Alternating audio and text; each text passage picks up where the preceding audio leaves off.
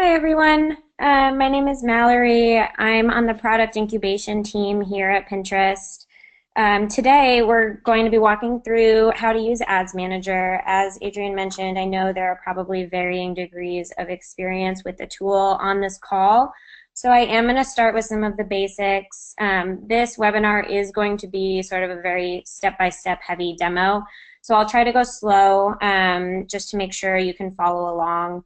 Additionally, Adrian will be following up at the end with a Ads Manager guide so that you can use that to implement everything that we talk about today. All right, so I'll go ahead and get started.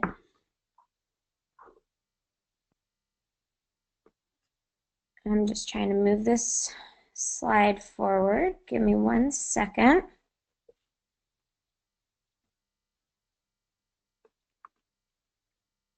Okay, so today's agenda is going to include just an introduction to the tool, and then we're going to go through how to create ads, how to add new pins to existing campaigns, how to edit and optimize your campaigns, reporting and exporting data, and then additional features, tips and tricks, things like that. So we'll start with the intro. In Ads Manager, it's really easy to create ads, pull reports, and optimize performance. Ads Manager is a native ad tool that allows you to manage all aspects of your advertising, from ad creation and management to Pinterest tag generation to administrative things like billing or creating more ad accounts. To get to Ads Manager, you're going to go to ads.pinterest.com, where you'll see this overview page here. It summarizes all activity from your ad account across all different bid types for the last 30 days. So the first step is creating an ad. To create a new ad in Ads Manager, you're going to need to add a campaign, ad group, and promoted pin details. Right now, I'm advertising on behalf of M&L Supply Company. It's one of our Pinterest brands, and I'm going to go ahead and promote a new fall line of backpacks. So to get started, you don't actually have to be in Ads Manager. You just need to go to that plus sign in the top right-hand corner and select Create Ad. On this page, you're going to go ahead and select your campaign objectives, which are going to correspond to bid types and may determine the type of formats you utilize also. Campaigns are the highest level of organization within an ad account. They can be used to organize budgets, maximum spends, product lines, seasonal initiatives, things like that. If you've never set up a campaign before, you might also need to enter billing details before you move past this step.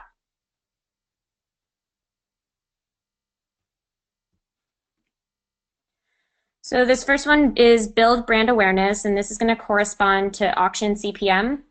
It's going to utilize standard or rich pin formats where you can pay per 1,000 impressions served. This bid type will allow you to set a 30-day frequency cap at the ad group level, which is something unique because you can't do that with some of the other goals here. The next one is boost engagement with your pins, and this corresponds to a cost per engagement bid type. You'll only pay when a click, save, or a close-up occurs on one of your ads. The third one is to drive traffic to your site, and that's going to correspond to a cost per click bid type. You'll only pay when a click occurs through to your site. This bid type is going to be ideal if you're trying to drive further actions such as signups or checkouts, anything that's on the click-through site. The next one's increase installs of your app, and that's going to correspond to cost per click as well. But here you'll be able to utilize app pins, which drive directly to the app or Play stores. And if you have a partnership with a mobile measurement partner, you'll be able to measure the impact of your buys much more clearly there. We're going to optimize here for pinners who are most likely to install. And finally, build brand awareness through video, which also uses auction CPM buying model, but this will allow you to utilize our autoplay video format. So for this demo, we're going to go ahead and set up a CPC campaign, which aligns to a traffic goal. So basically, the first thing you'll do is click on a new traffic campaign and you'll name your new campaign. Here you're going to specify, or you have the option to specify a daily or a lifetime spend cap. This number just serves as a maximum spend for this campaign across all ad groups within it. So we don't pace against this number. It's just a maximum. So as soon as it's hit, we're going to stop serving ads that are under this campaign. It is optional. We recommend it only for partners with very strict budget parameters. So either a very strict daily maximum spend or a very strict lifetime maximum spend. You can also specify campaign placement, which is a new feature which rolled out recently. And this is basically specifying where you want your pins to serve on the platform. So we recommend targeting all placements because this is reflective of user behavior on Pinterest. People often move between search and discovery. But you do have the option to target only browse, which includes home feed and related pin delivery, or search only, which includes delivering search results and related pins. So it's important to know that you won't be able to change this campaign placement once the campaign has been created. It's one of the few things that you can't go back and edit after. So when you're done, you're going to click on Add More Details to go to the next step. On this page, you're going to fill out all of your ad group details. So an ad group is it's a great way to organize pins with the same targeting details. At the ad group level, you're going to specify targeting, start and end date, budgets, and bids. So I recommend a naming convention that reflects the targeting that you're going to plan on using. This will be really helpful when you go into pull reporting and make optimizations because you'll be able to see at a high level what the targeting is within this ad group. If you leave the end date open, we automatically default to a daily budget to determine how much to spend each day. If you use an end date, you can choose from daily or lifetime budgets. In either instance, we try to deliver the budget evenly over the time frame that you specified. For this reason, I tend to prefer using lifetime budgets. Our system will look at the remaining budget over the remaining number of days and dynamically update to adjust for any previous under or over delivery, as opposed to daily budgets. If you under or over deliver on a previous day, it doesn't have the ability to sort of dynamically increase those budgets or decrease them moving forward. So the next modal here is to select any relevant audiences for targeting. This will include, and we're going to go into audiences a little bit deeper later, but this can include visitor retargeting audiences, which are going to allow you to reach people who have visited your site, customer list audiences, which you can create by uploading a CRM list. And an example of the way to use that would be to upload a list of people who have signed up for more information or purchased. You can also include engager audiences, which will enable you to reach people who have engaged with your content on Pinterest, or act-alike audiences, which will allow you to target more people who act similarly to people in one of your existing audiences. You'll create these audiences in Audience Manager, and that's at ads.pinterest.com/audiences. And again, we'll get back to this a little bit later. This is the Audience Manager. So here you can create and edit any of your audiences. Once your audience has been created, you can also see the size of your audience on Pinterest. A quick note here, the processing to show the size can take up to a business day. So if you see some red text that says we need more time, you can expect about a 24-hour turnaround there. So the next piece of targeting that you'll select in your ad group is going to be interest targeting. So with interest targeting powered by the Taste Graph, partners can target groups of pinners based on their unique preferences across thousands of choices.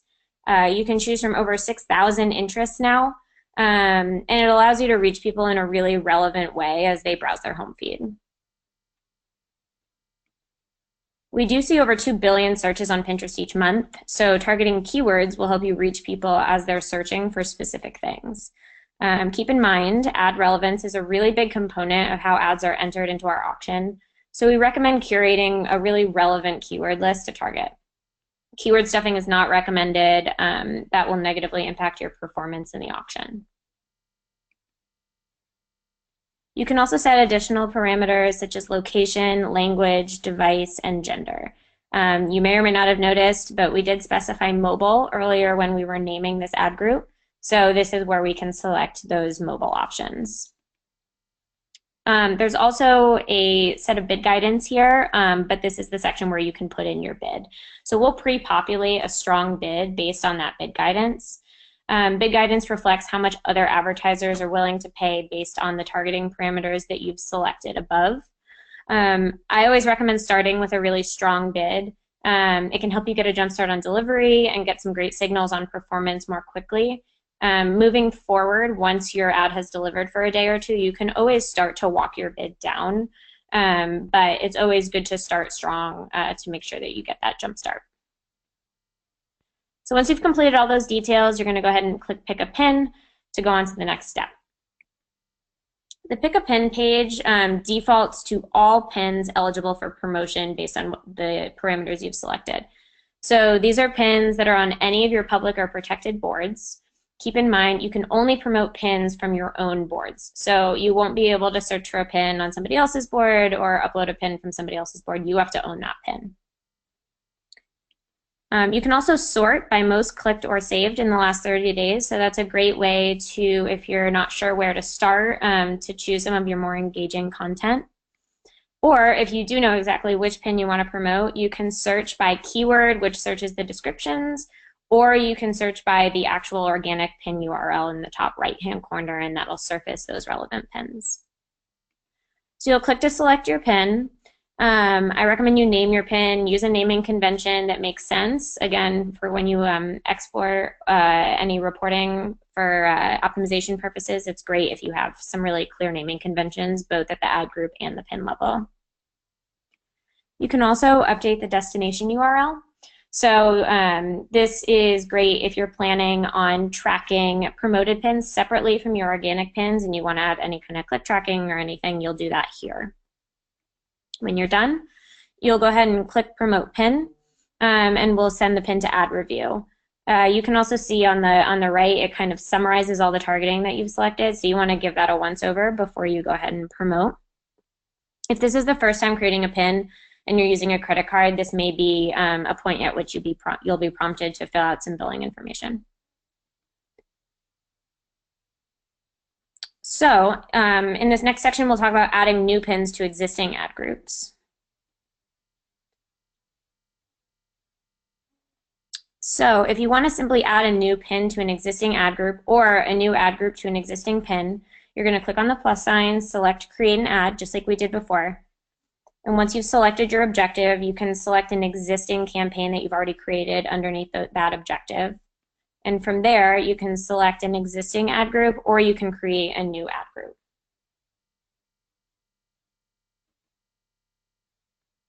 All right, so now we're going to move on to editing and optimizations.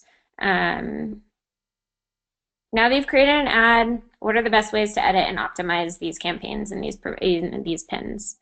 So there are a few ways to edit a single entity in Ads Manager. The first way to edit is to go to that specific campaign, ad group, or promoted pin that you want to edit, and you'll select the Edit button in the top right.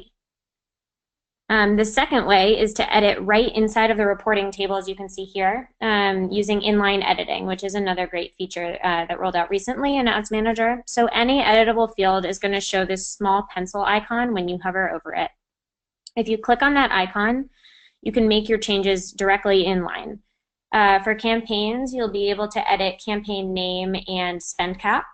For ad groups, you can edit name, start and end dates, bids, and budgets. For promoted pins, you'll be able to edit name and destination URL. Also, you're able to edit, create multi-row edits by selecting specific entities using the checkbox under Actions.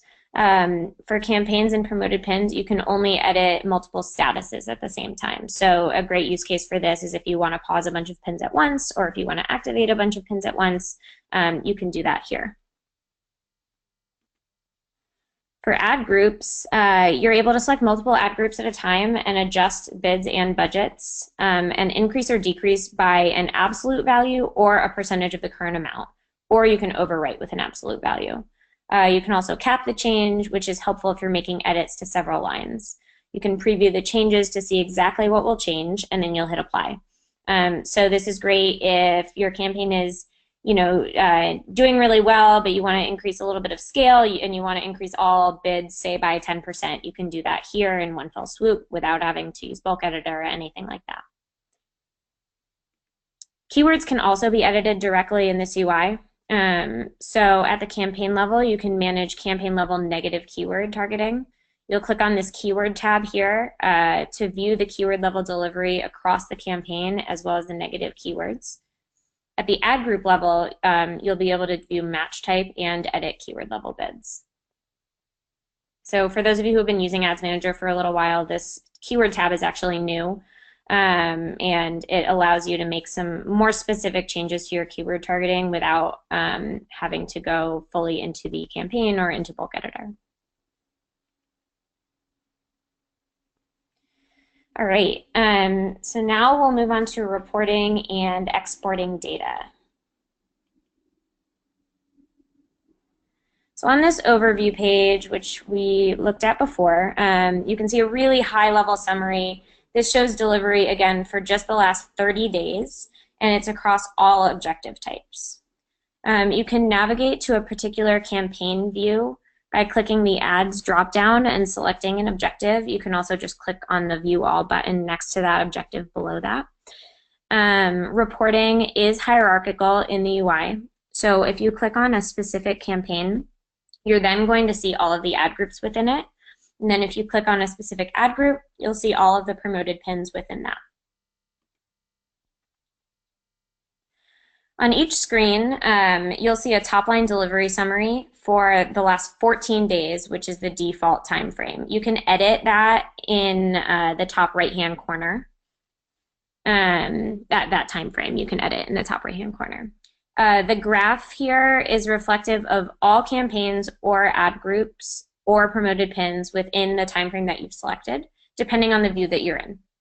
So you can't filter the graph by status, unfortunately, but you can filter it by quite a few reporting presets here. So you've got a double line, so if you want to compare, say, click-through rate to spend, you can select those two metrics to take a look at in these drop-downs here. As you navigate the reporting table, note that you can filter by name in the top left. So if you're looking for a specific type of ad group, again, if you followed a common naming convention, you should be able to go ahead and filter by a specific word, and that'll help you narrow down what you're looking at. You can also sort by columns in the reporting table. So if you want to isolate top or bottom performers by bid or by impressions or click-through rate or any other metric that's in this table, you can just click on that metric in the table and it'll sort by that column. There are a few different reporting presets that you can choose from. Note that the legacy views that are here, those are from previous iterations of Ads Manager. Eventually these will be deprecated completely as the new reporting presets are more comprehensive, but we did leave them in there just in case you had gotten used to using them and if you were feeding them into a separate set of reporting. So the first preset is a delivery preset. It's a great overview of how you're pacing. If you scroll to the right, you can also see a breakout of paid and earned metrics, so you can highlight the earned value that you're getting from your promoted pins. The performance preset pulls in additional information. Sorry about that. The performance preset pulls in additional information on 4 conversion events that we've seen advertisers favor for optimization purposes. We've included high-level delivery data as well as a total conversions column, and that'll include all event types, as well as CPA, ROAS, and conversion volume data for checkouts, signups, leads, and add to cart events. If you click on the plus sign next to each conversion event to expand it, you'll actually see value and volume by action type, which is really helpful in case you're interested in seeing specific conversion metrics by a subset of actions. So if you're really only interested in checkouts, you can do a deep dive by going ahead and expanding that section. If you want reporting on more conversion types, you can always create a custom view and update your conversion settings by clicking on Settings or Add Custom View. Both options are going to open up the same modal. So that's going to open this up. And under metrics, you can go ahead and define which columns you want displayed at each level of reporting. And under settings, you can define your conversion settings for all conversion reporting. So the tag type and the attribution window you set in this window are then going to be reflected in the performance preset as well. So this is great if you're looking at a different, so the default look back window is a 3031, but you can edit that here and that'll then go ahead and apply to any reporting you see in the UI under the performance tab. You can also select conversion tag type, and if you have the Pinterest tag selected, you can specify attribution window and choose from even more event types than the 4 that we default to. So a quick note here, we are phasing out support for the older conversion tag. We strongly recommend that you upgrade to the Pinterest tag as soon as possible. This is another thing we'll touch on in just a few minutes here. You can also see your metrics at the ad group and promoted pin levels by various targeting views using this targeting dropdown. So if you want to see performance by gender, location, interest, keyword, or device within the UI, you can do that here by selecting the targeting type you want to look at. So now we'll talk about exporting. If you prefer to export data into an Excel file rather than looking at it directly in the UI, there's 2 methods to export the data. The first is in the reporting page. On the objective summary, campaign summary, ad group summary, or promoted pin summary pages, just select export data in the top right and select a view that you want to see. We recommend that you use the current table view as it will allow you to export the exact view that you see displayed on the screen using the filters available in the interface. The custom view will enable you to pull various cuts of data without having to navigate to that level. For example, you can get promoted pin reporting even if you're on the campaign page. The current view, the legacy report, will be deprecated as we build more comprehensive export options. So the second way to export data is through the conversion tracking dashboard. If you select conversion tracking, oops, sorry, I'm a little far ahead on my slides, I just realized. So if you select conversion tracking in the ads dropdown, you can click on export data, and this pulls up this comprehensive modal that will allow you to choose exactly what you want to view with the ability to specify objective types, event types, conversion settings, and time frame. So you can export 4 types of view. The first is a CPA and ROAS summary.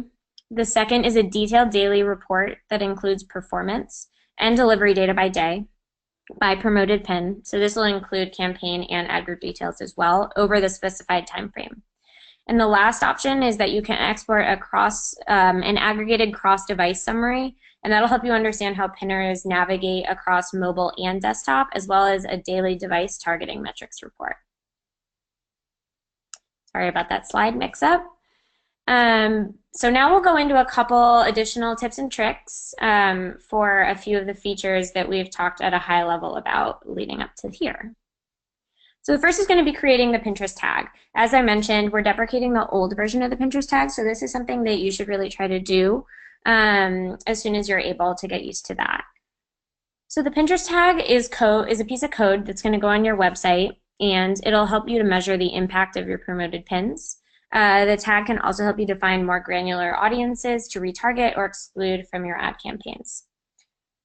So to create a Pinterest tag, you're going to go ahead and go to select conversion tracking from the ads dropdown in the top left. And then you'll click on create tag, either that nice big plus sign in the middle or in the top right. You'll name your tag and go ahead and click generate. So once the code has been generated, you're going to end up on a screen similar to this one. The full base code is here and the tag ID is in red. Below are different event types, which are pieces of code that should be added following the base code on any relevant page that you want to track that event on. In the Pinterest Help Center, and this will be sent out after this webinar as well, there is a full implementation guide that'll outline the ways to format those event codes on the site. To make sure that you're tracking the right things at the right times. So remember, a tag won't work until it's been implemented on the partner site. Once it's been implemented, you will be able to check the tag history to see if it's logging as expected by clicking on details. So here we're viewing Wayfair's conversion history. This logs the total number of hits against the page in the last 24 hours. This is not specific to Pinterest. This is just the total number of hits that tag saw. And this is different from the number of attributed conversions that you'll see in reporting, because this is aggregating everything and just a good check to make sure that the tag is firing correctly. So now we'll talk about going ahead and creating audiences. Audience Manager, as I mentioned earlier, it's available to all business partners today. To access it, you're going to go to ads.pinterest.com/audiences, or you can go to the ads dropdown and select audiences there. You can create 4 different types of audiences, and you'll have lots of options to further refine your audiences with each audience type. So you'll start by clicking Create Audience up in the top right. And then the first thing that you can do is create a visitor audience using data from the Pinterest tag.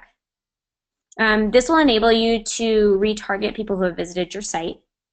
You can further refine this audience by selecting a particular event type that you want to retarget. So for example, you could create an audience from people who have checked out, and then you can exclude them from your ad targeting if you're looking for just net new customers.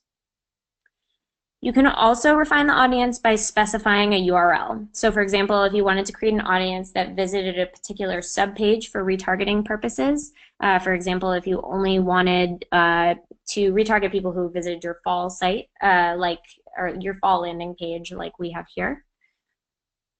The next option is to create a customer list, and you'll do that by uploading a CRM list, which will enable you to target people who have already signed up for or purchased from you before. So we accept hashed and unhashed or clear text files, and we match on MEIDs or on email addresses.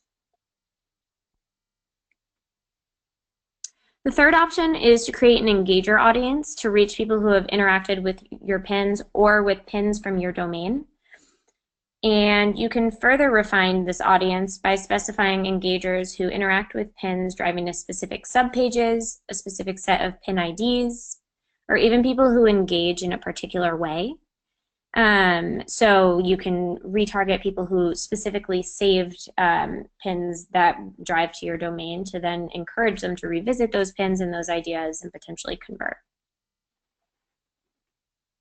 The last option is to create an act-alike audience, and this act-alike audience will be an audience of people who act similarly to an existing seed audience. So it's a little bit different from the look-alike audiences you may be familiar with. The act-alike audiences are actually based fully in pinner behavior. So these pinners are acting similarly to your seed audience on Pinterest, in which they are saving and searching and clicking through on similar things. So in order to build an act-alike audience, it does require you to have an existing seed audience. And then you can determine the size of the audience as a percentage of the total country population. So the larger the percentage, you can see it goes from 1 to 10%, the more diluted your act-alike will be from your original audience, but obviously you'll have a greater scale there as well. So the last section we'll talk about is Bulk Editor. The Bulk Editor is a tool that's going to help you create and optimize campaigns at scale. Through a CSV file, you can create thousands of ads or edits on or offline, and you can upload the spreadsheet to implement all of the changes at once. So we're rolling out an updated version of Bulk Editor currently. We're going to focus on that new version here.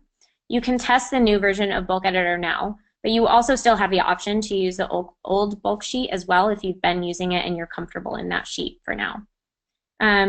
This is to help familiarize yourself with the new version of Bulk without disrupting your current workflows. So to get to Bulk Editor, you're going to use that Ads dropdown and select Bulk Editor. You're going to initially see the old version of Bulk Editor, the one you're probably used to.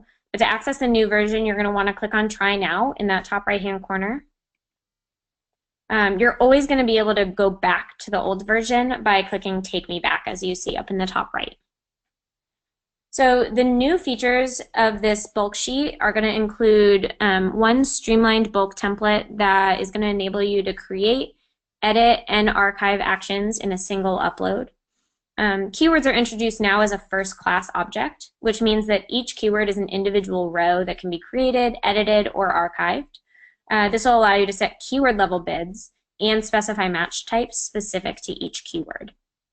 The bulk template now follows a nested structure, representing the hierarchy of the account. So this means campaigns, ad groups, promoted pins, and individual keywords are going to be a single row in the sheet. You can preview your changes in the sheet before processing, and using the activity log, you can track what changes were made and when. You can also identify errors in a specific upload, correct those errors in line, and re-upload the same sheet. And finally, we've got support for significantly larger file sizes than we did before, and that's going to be up to 50,000 actionable rows. So you can download your existing campaign information to get started and specify what information you want to include. Or you can download a sample template, which is essentially a blank sheet with sample data. So column A is a new column where you're going to specify actions. This is different from bulk sheets on competitive platforms where you don't have to specify the action you're taking. This step for now helps us process large files more quickly. If you leave cell A blank for any rows, we're going to just simply ignore them when processing the changes. So this first row is where all my campaign details live. You'll see the campaign ID because it's an existing campaign, as well as objective, name, etc. The next row is an ad group that belongs to this campaign. You'll see the campaign ID because that's what the ad group is associated with, as well as all the ad group details, so dates, budgets, targeting specs, etc.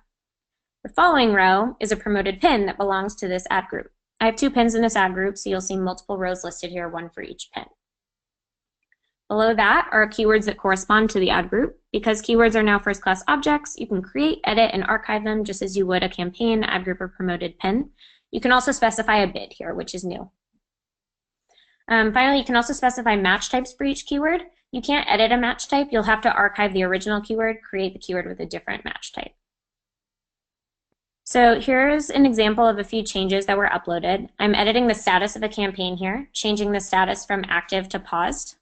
You'll also see I'm creating a new promoted pin from an existing organic pin ID, and I'm making sure I am associating it with an existing ad group. I'm also going to edit a keyword match type. First, archiving the old keyword ID, creating a new row using the same keyword and bid, but changing the match type. Also adding a new keyword without a keyword level bid. I'm going to go ahead and save the changes as a CSV and upload the completed file. You can click on preview to see a summary of the proposed changes. If it all looks good, you go ahead and click process. If the file succeeds, we've implemented all your changes successfully. If the status shows errors though, you can download the results and review which rows had errors. You'll notice the changes without any errors were uploaded successfully and the actions in column A were cleared out. But this one row, which still has an action associated with it, had an error. It looks like I used an invalid type for match type. So I can easily make the changes in this exact sheet and upload it the same way as before. A couple things to note about the activity log. This shows you a history of the downloaded and uploaded sheets. We store data for downloads for 24 hours only, since you always want to be downloading fresh and up-to-date data. But the uploads are stored for 30 days, giving you a way to track all of the changes you've made to date. If multiple people work on the same account, the order of the files in the queue is the order which they're processed. So this is important for making sure teammates don't overwrite each other's changes.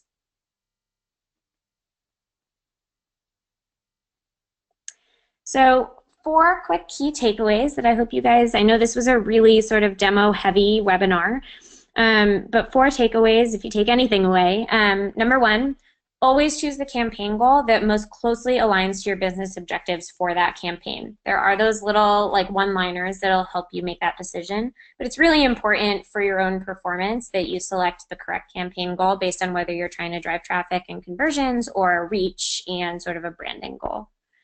The second is to create custom reporting views in Ads Manager like we went through to make it easier to evaluate the most important metrics to your business.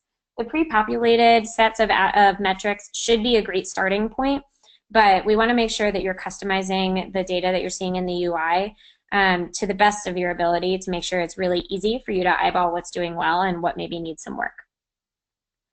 The third takeaway is going to be to utilize inline editing to make bulk changes to bids, budgets, or naming conventions. The inline editing feature is really great because it takes out the step of the bulk sheet and it allows you to really quickly just make a couple of simple changes in order to improve performance or to reflect a change that you need to make. And the last is going to be to use the bulk editor for efficiency and ease with larger campaigns.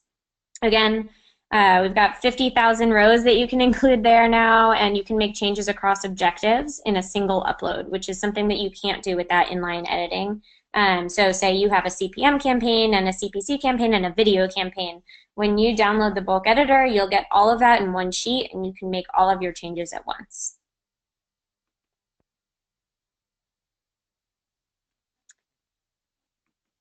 So I think that's the last slide. So I'm going to go ahead and pop it back over to Adrian. Awesome. Thank you so much, Mallory. This was a lot of information, but I think a really great end-to-end experience and information from how to get started with just the beginning with Ads Manager and an intro for those of you who might kind of just be getting started running campaigns, and then getting in deeper with the bulk editor and really how to utilize that. So thank you so much for going through all that. Before we get into a couple of questions, looks like we'll have time for like maybe 1 or 2 questions. Just want to plug Pinterest Propel. A lot of you guys may have seen what this is, but essentially just giving you more support if you're ready to spend at least $100 a day. Then we would love if you signed up for our Pinterest Propel program, where you can get additional support from a Pinterest in-house creative team as well as account team to help you with your strategy and tips for your business. So you can sign up here at this link on our business site. We'll also be sharing that out in the recap.